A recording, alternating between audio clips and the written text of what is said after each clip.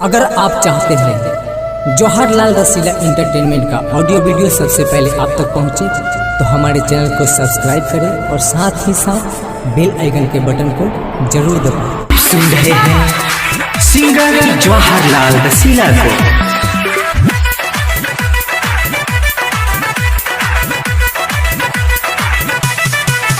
हम करे छियो तोरा प्यार गे अहाँ करिहान जाने कार गे। हम करे छियो तोरा प्यार गे यहाँ करिहान जाने कार गे। तोहफा देबोगे नया साल में, तोहफा देबोगे नया साल में। चुमा लेबोगे गोरकी गाल में, चुमा लेबोगे गोरकी गाल में, चुमा लेबोगे नया साल में। डीजे संतोष गिरी बंदना।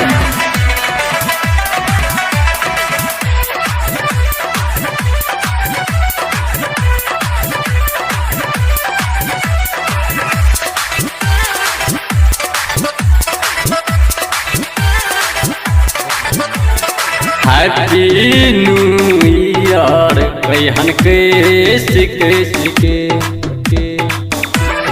मैथिली एक्सप्रेस शानदार। हैप्पी न्यू ईयर कहन के देखते रहोगे रानी हमहू हंस के। लव यू लिखल छो तोरा रो माली में, लव यू लिखल छो तोरा रो माली में। चुमा लेबोगे गोरकी गाल में, चुमा लेबोगे गोरकी गाल में, चुमा लेबोगे नया साल में।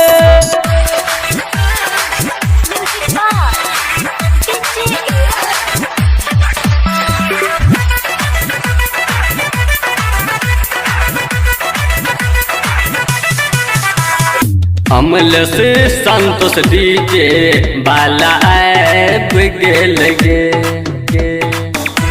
मैथिली एक्सप्रेस शानदार। अमल से संतोष डीजे बाला ऐप गेल गे।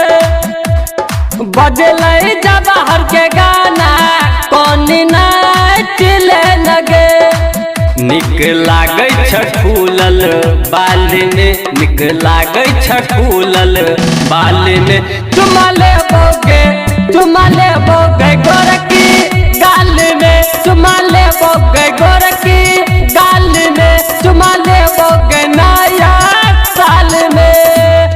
हम करे छियो तोरा प्यार गे यहाँ करिहान जाने कार गे। तोहफा देबोगे नया साल में, तोहफा देबोगे नया साल में।